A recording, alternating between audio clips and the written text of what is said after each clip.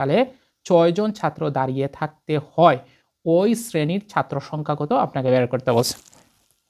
তো এটা আমরা কিভাবে বের করব? প্রথমে আমরা কি করব, যে বেঞ্চের সংখ্যা আমরা ধরে নিব। বেঞ্চের সংখ্যা হচ্ছে কয়টা ধরলাম আমরা?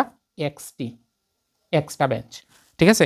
এখন এখন যদি আপনি দেখেন একটা জিনিস, যে পরের লাইনে কি বলছে, যে প্রতি বেঞ্চে কয়জন করে বসবে? 4 জন করে। 4 জন করে যদি বসে তাহলে কয়টা বেঞ্চ খালি থাকে?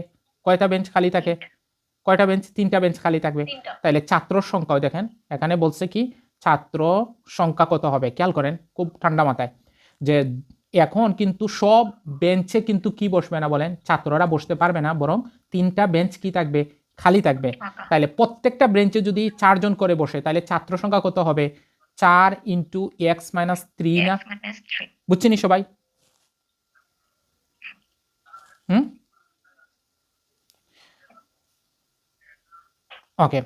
এরপরে দেখেন এটা একটা শর্ত, ঠিক আছে, এটা একটা শর্ত। আবার কি বলছে, আবার প্রতি বেঞ্চে যদি 3 জন করে বসে তাহলে ছাত্র সংখ্যা কত হবে? যে ছাত্র সংখ্যা দুইটাতে ছাত্র সংখ্যা কি হবে বলেন? সমান হবে।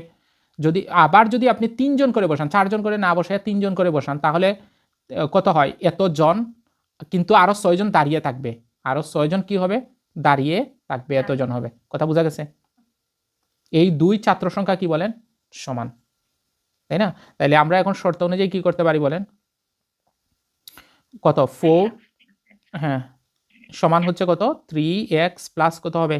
6, বা তাহলে কত হয়? 4x মাইনাস কত হয়? 12 সমান 3x প্লাস 6, বা তাহলে ওইটা যদি এখানে আসে তাহলে কত হবে? x, আর এখানে হচ্ছে এইটা যদি ওই পাশে যায় তাহলে কত হবে? 18, 18 গেল।